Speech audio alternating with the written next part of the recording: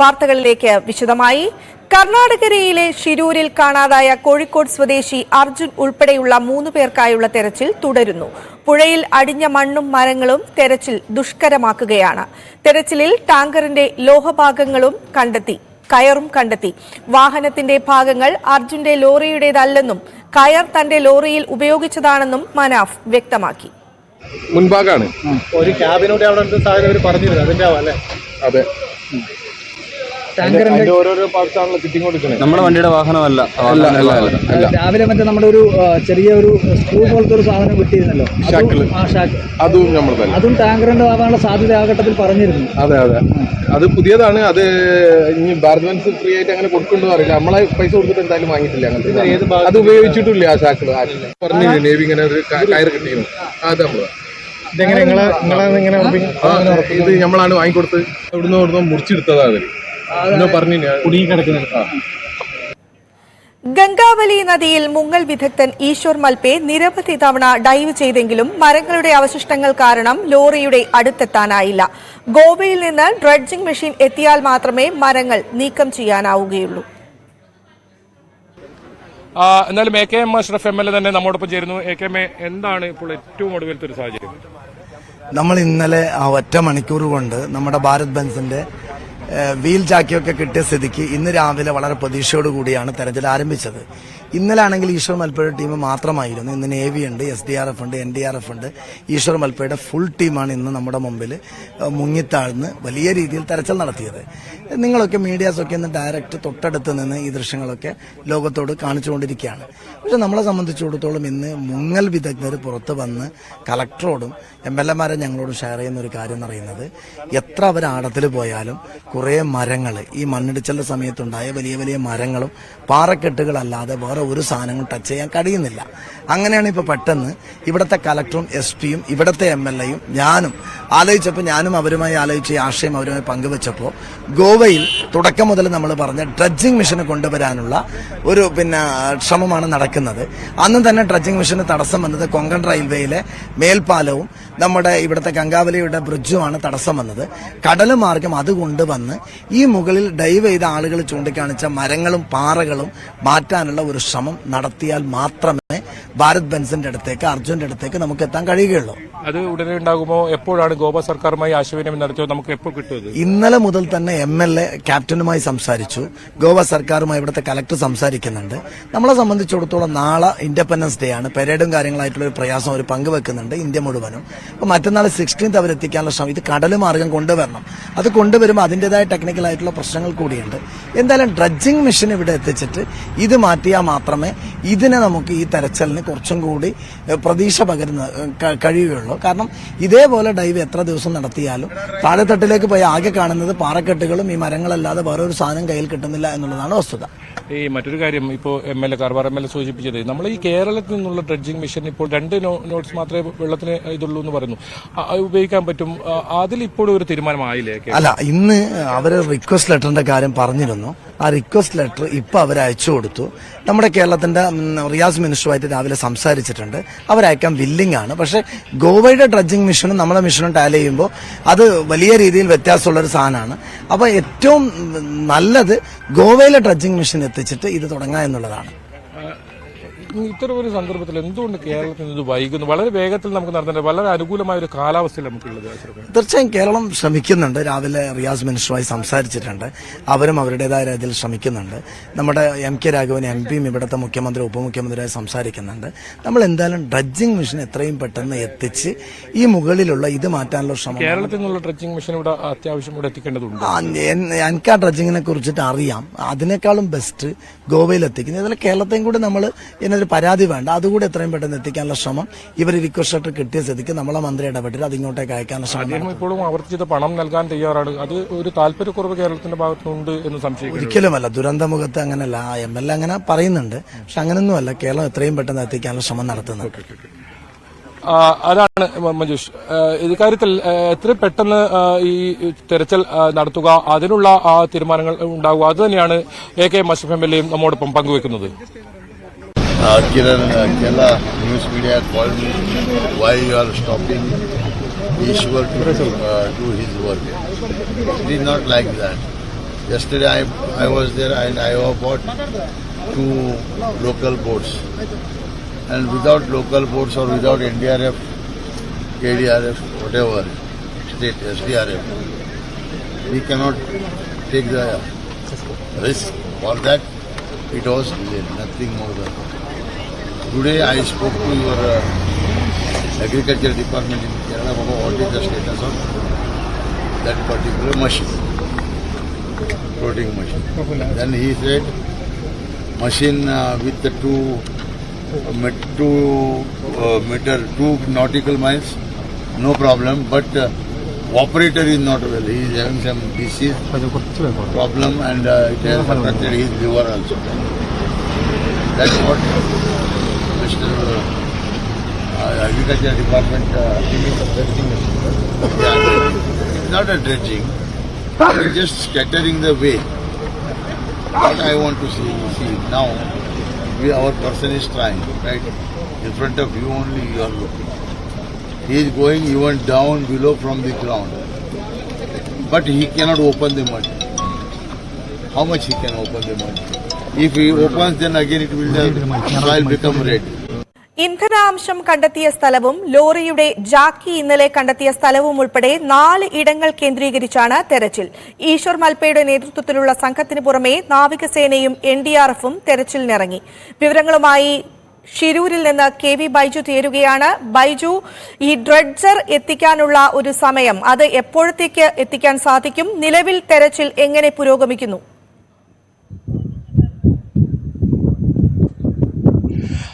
സുബി, ഇതുമായി ബന്ധപ്പെട്ട് ഗോവ സർക്കാരുമായി ആശയവിനിമയം നടത്തി എന്നാണ് സതീഷ് MLA വ്യക്തമാക്കിയത്. അത് തന്നെയാണ് AKM അഷ്റഫ് MLA വ്യക്തമാക്കിയത്. ഏതായാലും നാളത്തേക്ക് എത്തിക്കാനുള്ള സാധ്യത വളരെ കുറവാണ്. കാരണം സ്വാതന്ത്ര്യദിന പരേഡുമായി ബന്ധപ്പെട്ട് നാളെ തെരച്ചിൽ ഉണ്ടാകുമോ എന്ന കാര്യത്തിൽ പോലും സംശയമുണ്ട്. അതിലൊരു സ്ഥിരീകരണം വരേണ്ടതുണ്ട്. എന്തായാലും നിലവിൽ ഇപ്പോൾ ഗംഗാവലി പുഴയിൽ എനിക്ക് പിറകിൽ നമുക്ക് ദൃശ്യങ്ങളിലേക്ക് തന്നെ പോകാം. ആ സ്ഥലത്ത് ഇപ്പോൾ കാണുന്ന ആ സ്ഥലത്താണ് ഇപ്പോൾ തെരച്ചിൽ നടക്കുന്നത്. നമുക്ക് അതിൽ ഈശ്വർ മൽപ്പയും കാണാം, നാവികസേനയുടെ അവരുടെ മുങ്ങൽ വിദഗ്ധരെയും ആ ദൃശ്യങ്ങളിൽ നിന്ന് കാണാം. ഈ സ്ഥലത്താണ്, ഇവിടെ നിന്നാണ് ഇപ്പോൾ അല്പസമയം മുമ്പ് അർജുന്റെ ലോറിയുടെ കയർ ലഭിച്ചിരിക്കുന്നത്. ആ സ്ഥലം കേന്ദ്രീകരിച്ചാണ് ഇപ്പോൾ പരിശോധന നടക്കുന്നത്.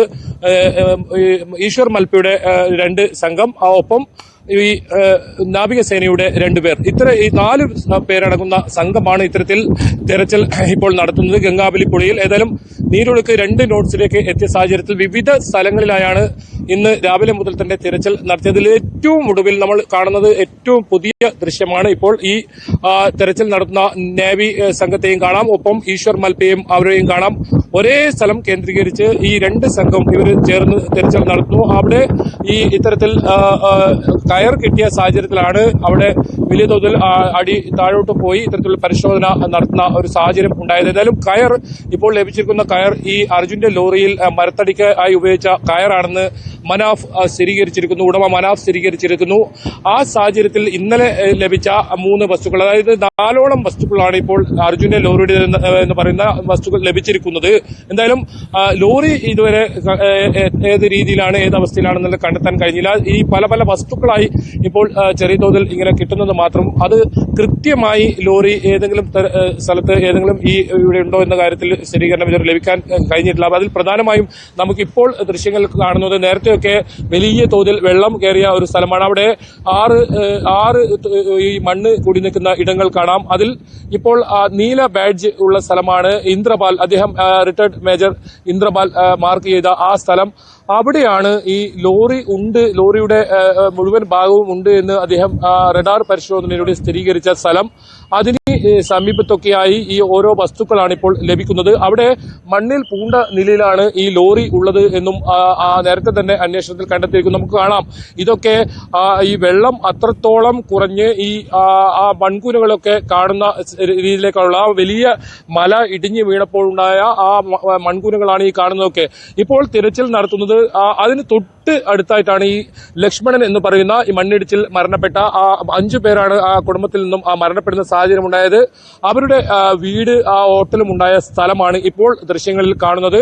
അതിന് തൊട്ട് താഴെയാണ് ഇപ്പോൾ തെരച്ചിൽ നടത്തുന്നത്. ഏറ്റവും വലിയ ഈ അപകടത്തിൽ ആഘാതം സംഭവിച്ചത് ആ കടയിലുണ്ടായിരുന്ന ആൾക്കാരുമാണ്. അവിടെ 8 പേർ ഇത്തരത്തിൽ മരണപ്പെടുന്ന ഒരു സാഹചര്യം ഉണ്ടായിരുന്നു. ഏതായാലും ഇനി 3 പേരെയാണ് കണ്ടെത്താനുള്ളത്, അർജുൻ ഉൾപ്പെടെ. ആ 3 പേർക്കായുള്ള തിരച്ചിലാണ് ഇപ്പോൾ നടക്കുന്നത്. എന്തായാലും ആ നാവികസേന അംഗങ്ങൾ രാവിലെ 10 മണിയോടുകൂടി ഇത്തരത്തിൽ ഈശ്വർ മൽപ്പിയും കൂടി ഉണ്ടായ ഒരു തിരച്ചിലാണ്. അത് ഇതുവരെ അവസാനിച്ചിട്ടില്ല. അവർക്ക് കഴിയുന്ന പരമാവധി അവർ ആ രീതിയിലുള്ള തെരച്ചിൽ നടത്തുന്നുണ്ട്.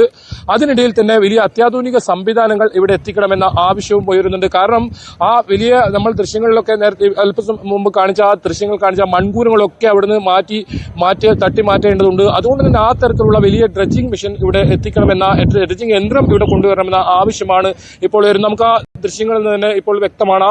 ഈ മൺകൂനകൾ തട്ടി ഇവിടുന്ന് നീക്കി കഴിഞ്ഞാൽ അതിനകത്ത് ഏതെങ്കിലും തരത്തിൽ അപകടത്തിൽ ഇവർ പെട്ടിട്ടുണ്ടോ എന്നത് കണ്ടെത്താൻ സാധിക്കും. അതുകൊണ്ടാണ് ആ മൺകൂനകളൊക്കെ നീക്കി പരിശോധിക്കേണ്ടതുണ്ട് എന്ന ഒരു AKM അഷ്റഫ് MLA ഉൾപ്പെടെ വ്യക്തമാക്കുന്ന സാഹചര്യം ഉണ്ടായത്. ഈ ദൃശ്യങ്ങളിൽ കാണുന്ന മൺകൂനൊക്കെ നേരത്തെ ഈ വലിയ തോതിൽ വെള്ളം ഉയർന്ന ആ സാഹചര്യം ഇതൊന്നും നമുക്ക് കാണാൻ കഴിയുന്ന ഒരു സാഹചര്യത്തിലായിരുന്നില്ല. അത്രത്തോളം വെള്ളം ഇതിൽ കുറഞ്ഞിരിക്കുന്നു. അതുകൊണ്ട് തന്നെ ആ ഭാഗങ്ങളിലെല്ലാം ഇന്ന് രാവിലെ വരുന്ന സമയത്ത് ഇത്രത്തോളം നമുക്കിത് കാണാൻ പറ്റുന്നില്ലായിരുന്നു. വെള്ളം കുറഞ്ഞു വരുന്ന ഒരു സാഹചര്യമാണ് ഗംഗാവലി പുഴയിലുള്ളത്. അതുകൊണ്ട് തന്നെ എത്രയും പെട്ടെന്ന് ഈ അനുകൂല കാലാവസ്ഥ നോക്കി അത് തെരച്ചിൽ ഊർജിതം ആക്കണം എന്ന് തന്നെയാണ് എന്തായാലും ആവശ്യം ഉയരുന്നത്. ഏതെങ്കിലും തരത്തിൽ ഈ കൊങ്കൺ മേഖലകളിൽ നമുക്കറിയാം പലപ്പോഴും മഴ വന്നു തുടങ്ങിയാൽ ഈ ഗംഗാവലി പുഴയിലേക്കാണ് ആ കൊങ്കൺ മേഖലയിലെ മുഴുവൻ പുഴകളിൽ നിന്നുള്ള വെള്ളവും എത്തിച്ചേരുന്നത്. അതുകൊണ്ട് തന്നെ വളരെ പെട്ടെന്ന് ജലനിരപ്പ് ഉയരുന്ന ഒരു സാഹചര്യം ഇവിടെ ഉണ്ടാകാറുണ്ട്. ഇപ്പോഴുള്ള ഈ കാലാവസ്ഥ കൃത്യമായി ഉപയോഗിച്ച് തെരച്ചിൽ കുറച്ചുകൂടി ഊർജിതമാക്കണമെന്ന ആവശ്യം തന്നെയാണ് ഉയരുന്നത്. അതിനാണ് ഇപ്പോൾ കാർവാറിൽ ഈ ഗോവയിൽ നിന്നുള്ള യന്ത്രം ഇവിടെ എത്തിക്കാനുള്ള ശ്രമം നടക്കുന്നത്. അത് കരമാർഗം, റോഡ് മാർഗം ഇവിടെ എത്തിക്കാൻ സാധിക്കില്ല. കാരണം നമുക്കറിയാം ഈ പുഴയുടെ തൊട്ട് സമീപത്ത് ഉള്ള സ്ഥലങ്ങളിലൂടെയാണ് ഈ റെയിൽവേ ട്രാക്ക് പോകുന്നത്. അതുകൊണ്ട് തന്നെ ഡ്രഡ്ജർ ഇങ്ങോട്ടേക്ക് എത്തിക്കാൻ സാധിക്കാത്ത ഒരു സാഹചര്യം വരും. അങ്ങനെയാണെങ്കിൽ കടൽ മാർഗം എത്തി ഈ സ്ഥലത്തേക്ക്, ഇപ്പോൾ ആ തെരച്ചിൽ നടക്കുന്ന സ്ഥലത്തേക്ക് കൊണ്ടുവന്ന് ആ മൺകൂനകളൊക്കെ നീക്കം ചെയ്ത്, ഓരോ മൺകൂനകളും വളരെ ശ്രദ്ധാപൂർവ്വം നീക്കം ചെയ്ത് അതിനകത്ത് ഏതെങ്കിലും തരത്തിൽ 3 പേരെ നമുക്ക് കണ്ടെത്താനുണ്ട്. ജഗന്നാഥ്, ലോകേഷ്, നമ്മുടെ പ്രിയപ്പെട്ട അർജുൻ, ഇങ്ങനെ 3 പേരെയാണ് കണ്ടെത്താനുള്ളത്. അവർക്ക് ആയുള്ള ആ മൺകൂന നീക്കിയും അത്തരത്തിലുള്ള തെരച്ചിൽ നടത്തണമെന്ന ആവശ്യം വരും. നമുക്ക് ഇപ്പോൾ ദൃശ്യങ്ങൾ കാണുന്നതിന് സമീപത്ത് ആ മൺകൂന കാണാം. ആ മൺകൂനയിലെ അവിടെയാണ് 7 പേർ മരണപ്പെടുന്ന സാഹചര്യം ഉണ്ടായത്.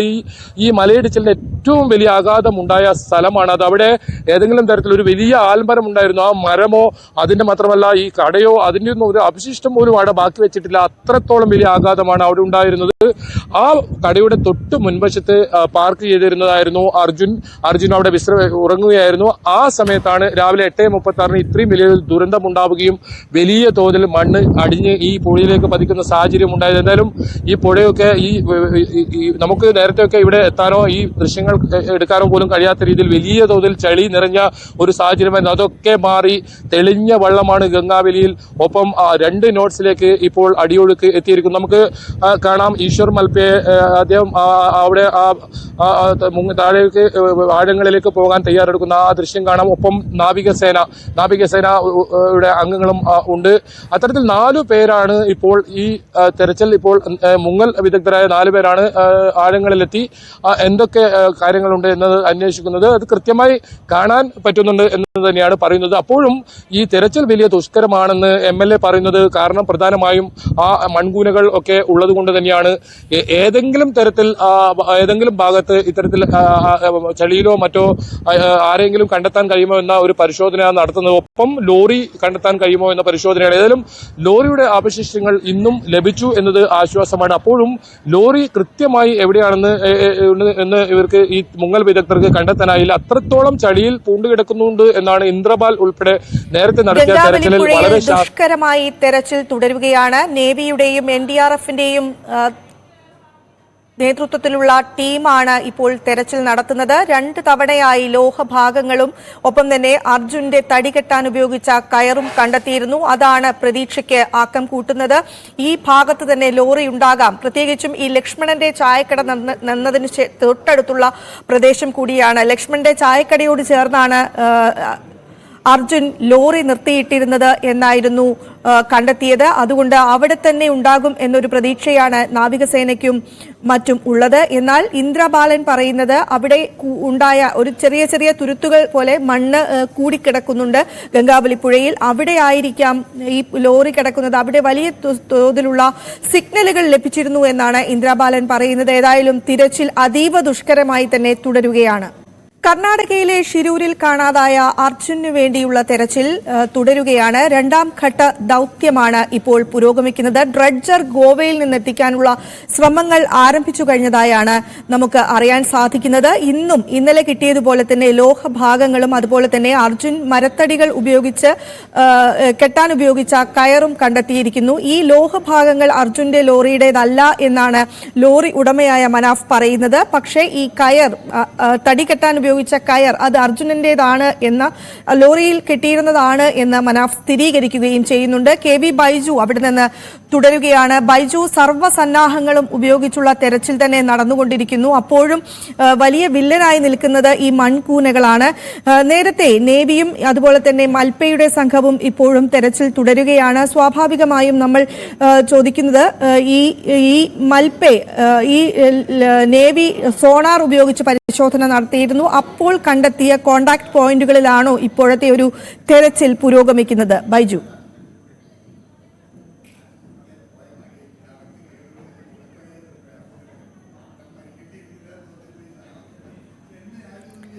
ഗംഗാവലിപ്പുഴയിൽ തെരച്ചിൽ പുരോഗമിക്കുകയാണ്. നേവിയുടെയും NDRFന്റെയും നേതൃത്വത്തിലുള്ള ഈ 2 ബോട്ടുകളായിട്ടുള്ള സംഘങ്ങളാണ് ഇപ്പോൾ തെരച്ചിൽ തുടരുന്നത്. ഇവിടെ വെച്ചാണ് ലോറിയുടെ ലോഹഭാഗങ്ങളും അതുപോലെ തന്നെ അർജുന്റെ മരത്തടി കെട്ടാൻ ഉപയോഗിച്ച കയറും കണ്ടെത്തിയിരിക്കുന്നത്. ഈ കയർ ലോറി ഉടമ മനാഫ് തിരിച്ചറിഞ്ഞിരിക്കുകയാണ്.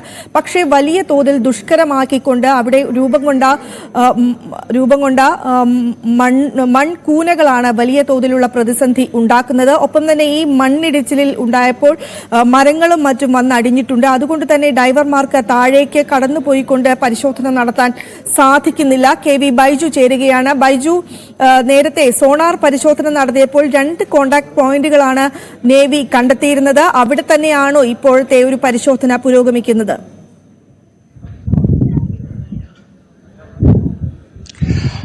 സുബി, നേവിയുടെ നേതൃത്വത്തിൽ രാവിലെ ആ സ്ഥലത്തായിരുന്നു പരിശോധന നടത്തിയതെങ്കിൽ ഇപ്പോൾ ഉച്ചയ്ക്ക് ശേഷം നമ്മൾ റിപ്പോർട്ട് ചെയ്തതാണ് ഇവിടെ ഡീസലിന്റെ ഒരു സാന്നിധ്യം കണ്ടെത്തിയ സ്ഥലമുണ്ടായിരുന്നു.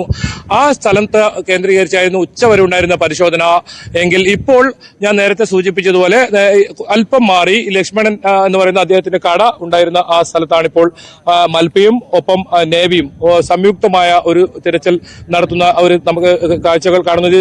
തത്സമയ ദൃശ്യങ്ങൾ തന്നെ നമുക്ക് കാണാം. അവിടെ മുങ്ങൽ വിദഗ്ധർ അവർ താഴേക്ക് ആഴങ്ങളിലേക്ക് പോകാൻ ഒരുങ്ങുന്ന കാണാം. അതിനിടയിൽ തന്നെ സുബി, നമുക്ക് ഒന്നുകൂടി നമുക്ക് ആ മലയിടിച്ചിലുണ്ടായ ദൃശ്യങ്ങൾ കൂടി കാണാം. അത് ഇപ്പോഴും ഭീകരമായ ഒരു അവസ്ഥയിൽ തന്നെ ഇപ്പോൾ നിൽക്കുന്നു. ഇതിപ്പോൾ ദേശീയപാത 66 NH 66 ആണ്. അതിൽ വഴി നമുക്ക് വാഹനങ്ങൾ പോകുന്നതും കാണാം. ഇവിടെ വാഹനം ഗതാഗതമൊക്കെ 13 ദിവസത്തോളം ഇത്തരത്തിൽ നിയന്ത്രണം ഉണ്ടായിരുന്നു. പൂർണ്ണമായും നിരോധിക്കുന്ന സാഹചര്യം ഉണ്ടായി. ഇപ്പോഴും ആ ഭീകരത ദൃശ്യങ്ങൾ നമുക്ക് ഇപ്പോഴും അത് കാണാം. ആ ടവർ അവിടെ പതിച്ച നിലയിൽ ഇപ്പോഴും അവിടെ കിടക്കുന്നുണ്ട്. ആ ടവറിന്റെ അവശിഷ്ടമാണ് ഈ പുഴയിൽ ഇന്ദ്രപാൽ അദ്ദേഹം നടത്തിയ റഡാർ പരിശോധനയിൽ അതിന്റെ മറ്റ് അവശിഷ്ടങ്ങളാണ് അവിടെ കണ്ടെത്തിയത്. ആ ടവറിലൊക്കെ ഈ കാല് കുടുങ്ങുന്ന ഒരു സാഹചര്യം ഉണ്ടെന്നാണ് ഈ ഇത്തരത്തിൽ ഈശ്വർ മൽപ്പ അറിയിച്ചത്. നമുക്ക് കാണാം മുകളിലൊക്കെ മരങ്ങൾ ഇപ്പോഴും ഇടിഞ്ഞു വീഴാൻ അത്രത്തോളം ആ ഒരു വലിയ പാറക്കഷ്ണങ്ങളൊക്കെ അവിടെ നിൽക്കുന്നത് കാണാം. ഇതിന് നേർ എതിർവശമായി ഗംഗാവലി പുഴയുടെ തീരത്തായിരുന്നു ഈ കടയുണ്ടായിരുന്നത്. ആ കടയുടെ സമീപത്താണ് ഇത്തരത്തിൽ അർജുൻ ലോറി പാർക്ക് ചെയ്ത് വിശ്രമിക്കുന്ന സ്ഥലം ഉണ്ടായത്. ആ ഏറ്റവും വലിയ ആഘാതം ഞാൻ നേരത്തെ സൂചിപ്പിച്ചതുപോലെ തന്നെ ഈ കടയുടെ സമീപത്താണ് ഏറ്റവും വലിയ മണ്ണിടിച്ചിൽ ഉണ്ടായത്. വലിയ പാറക്കൂട്ടങ്ങളൊക്കെ വന്ന് പതിച്ചതും ആ കടയിലേക്കായിരുന്നു. ഒരു പക്ഷേ അപ്പോൾ ആ ലോറി ഉൾപ്പെടെ കടലിലേക്ക് ഈ കടയും ലോറിയും ഉൾപ്പെടെ പുഴയിലേക്ക് പതിക്കുന്ന സാഹചര്യമായിരിക്കും ഉണ്ടാവുക. അങ്ങനെയാണെങ്കിൽ ഇപ്പോൾ കട നിൽക്കുന്നതാണ് നമുക്ക് ദൃശ്യങ്ങളിൽ കാണുന്നത്. എങ്കിൽ നമുക്കിപ്പോൾ ഈ ഇന്ദ്രപാൽ അദ്ദേഹം നടത്തിയ തിരച്ചിലുള്ള സ്ഥലത്തേക്ക് നമ്മൾ ക്യാമറ സൂം പാൻ ചെയ്താൽ കൃത്യമായി ഈ നീല മാർക്ക് ചെയ്ത ഈ സ്ഥലം, ഇതാണ് ഇന്ദ്രപാൽ അദ്ദേഹം കണ്ടെത്തിയിരിക്കുന്ന ആ പോയിന്റ്. ഇവിടെയാണ് ഇന്ന് രാവിലെ നേവിയുടെ നേതൃത്വത്തിൽ തിരച്ചിൽ നടന്നത്. നമുക്കത് ദൃശ്യങ്ങളിൽ തന്നെ കാണാം. ആ നീല മാർക്ക് ചെയ്ത സ്ഥലം, അതാണ് അദ്ദേഹം റഡാർ പരിശോധനയിലൂടെ ലോറി ഉണ്ട്, ആ വലിയ ലോഹവസ്തു ഉണ്ട് എന്ന് കണ്ടെത്തിയ സ്ഥലം. നമ്മൾ അതൊക്കെ നേരത്തെ ആദ്യം തന്നെ ന്യൂസ് 18 റിപ്പോർട്ട് ചെയ്തതാണ്. ആ സ്ഥലം കേന്ദ്രീകരിച്ചാണ് നേവിയുടെ പരിശോധന തുടക്കത്തിൽ ഉണ്ടായതെങ്കിൽ ഇപ്പോൾ ഞാൻ നേരത്തെ സൂചിപ്പിച്ച പോലെ തന്നെ ഈ മൺകുനയ്ക്ക് എല്ലാം സമീപമായി ഈ കടയുടെയും അത് ഈ നേരത്തെ മാർക്ക് ചെയ്ത സ്ഥലത്തിനും ഇടയ്ക്കുള്ള ഒരു സ്ഥലത്ത്, ആ കടയുടെ തൊട്ടു പിറകിലായുള്ള സ്ഥലത്താണ് ഇപ്പോൾ മുങ്ങൽ വിദഗ്ധർ ഒക്കെ തിരച്ചിൽ നടത്തുന്നത്. ഒരു പക്ഷേ കയർ അവിടെ നിന്നും ലഭിച്ചത് കൊണ്ടാകാം കൂടുതൽ വസ്തുക്കൾ എന്തെങ്കിലും ആ ഭാഗത്തുണ്ടോ, അതല്ല ഈ കടയിലെ ജീവനക്കാരനായ ജഗന്നാഥ് 20 വർഷത്തോളമായി ഈ ലക്ഷ്മണന്റെ കടയിലെ ജീവനക്കാരനാണ്. അവരുടെ കുടുംബവും ഒക്കെ ഇന്നലെയും ഇവിടെ ഉണ്ടായിരുന്നു. അവരെ ആരെങ്കിലും ആ ഭാഗത്ത് കണ്ടെത്താൻ സാധിക്കുമോ, ഏതെങ്കിലും മൺകൂനിയിലോ മറ്റോ കുടുങ്ങി അത്തരത്തിൽ ഒരവസ്ഥയിൽ ഉണ്ടോ എന്നതും പരിശോധിക്കുന്നുണ്ട്. ഏതായാലും 29 ദിവസമായിരിക്കുന്നു ഈ അപകടം നടന്നിട്ട്. ഇനിയും 3 പേരെ കണ്ടെത്താൻ കഴിഞ്ഞിട്ടില്ല. ലോറിയുടെ 3-4 ഭാഗങ്ങൾ മാത്രം, ചെറിയ അവശിഷ്ടങ്ങൾ മാത്രമേ കണ്ടെത്താൻ സാധിച്ചിട്ടുള്ളൂ. ഇന്ന് നടത്തിയ തെരച്ചിലിൽ ആകെ ലഭിച്ചത് ഒരു കയർ മാത്രമാണ് അർജുന്റെ ലോറിയുടേത്. മറ്റൊരു ഭാഗം ഒരു വസ്തു കിട്ടിയതെങ്കിലും അത് അർജുന്റെ ലോറിയുടേതല്ല എന്ന മനാഫ് ഉൾപ്പെടെ വാഹന ഉടമ മനാഫ് ഉൾപ്പെടെ വ്യക്തമാക്കുന്ന സാഹചര്യം ഉണ്ടായിരുന്നു. എന്തായാലും കൂടുതൽ വസ്തുക്കൾ എന്തെങ്കിലും അവിടെ നിന്ന് ലഭിക്കുമോ എന്നറിയാൻ കൂടിയാണ് ആ തെരച്ചിൽ. ഏതായാലും ഇനി എത്ര സമയം വരെ ഇത് നീണ്ടു നിൽക്കും എന്ന് ഇതുവരെ വ്യക്തമായിട്ടില്ല. ഈശ്വർ മൽപ്പയും ഇതിന് ശേഷം ഏതെങ്കിലും തരത്തിൽ പ്രതികരിക്കാനും തയ്യാറായിട്ടില്ല. അദ്ദേഹം ആ തെരച്ചിൽ രാവിലെ 10 മണിക്ക് നമ്മളോട് സംസാരിച്ചതിന് ശേഷം പിന്നീട് മാധ്യമങ്ങളോടൊന്നും അദ്ദേഹം ആശയവിനിമയം നടത്തിയിട്ടില്ല. അദ്ദേഹം ഓരോ ഘട്ടത്തിലും ഈ MLA കാര്യങ്ങൾ ധരിപ്പിക്കുന്നുണ്ടായിരുന്നു. MLA പറഞ്ഞതും ഇതുവരെ അത്രത്തോളം പ്രതീക്ഷ അർപ്പിക്കുന്ന ഒരു കാര്യവും ഈ തെരച്ചിൽ ലഭിച്ചിട്ടില്ല എന്നാണ്. എന്തെങ്കിലും തരത്തിൽ ഇപ്പോൾ ഈ തെരച്ചിൽ നടത്തുന്ന ഭാഗത്ത് എന്തെങ്കിലും വസ്തുക്കൾ കിട്ടിയിട്ടുണ്ടോ, അതല്ല ഈ ലോറിയോ മറ്റോ എന്തെങ്കിലും സാന്നിധ്യം അവർക്ക് മനസ്സിലായിട്ടുണ്ടോ എന്ന കാര്യമൊക്കെ അറിയണമെങ്കിൽ ഈശ്വർ മൽപ്പയെ തിരിച്ചു വരണം. ഈശ്വർ മൽപ്പ കരയിലേക്ക് എത്തണം. അദ്ദേഹം തന്നെ വ്യക്തമാക്കേണ്ടി വരും. ഏതായാലും ഇത് ഒരു 5 മണി 6 മണി വരെ നീണ്ടു നിൽക്കുമെന്നാണ് നമുക്ക് മനസ്സിലാക്കാൻ സാധിക്കുന്നത്. എന്തായാലും അദ്ദേഹം ആ രാവിലെ തുടങ്ങിയ ആ തിരച്ചിലാണ് അദ്ദേഹത്തിന്റെ സംഘവും അത് ഈ സമയം വരെ തുടരുന്നു എന്ന് തന്നെയാണ് ഏറ്റവും ആശ്വാസം പകരുന്നത്. അത്രത്തോളം ഒരു മനുഷ്യൻ ഈ ഉദ്യമത്തിന് ഇറങ്ങുന്നു. അത് കൃത്യമായ സംവിധാനങ്ങളൊക്കെ, അതായത് തെരച്ചിൽ പുരോഗമിച്ചുകൊണ്ടിരിക്കുകയാണ്. അവിടെ നിന്ന് റിപ്പോർട്ട് ചെയ്യുന്നത് KV ബൈജുവാണ്. തെരച്ചിൽ അതീവ ദുഷ്കരമായി പുരോഗമിക്കുന്നു എന്നാണ് ബൈജു റിപ്പോർട്ട് ചെയ്യുന്നത്. One of the crest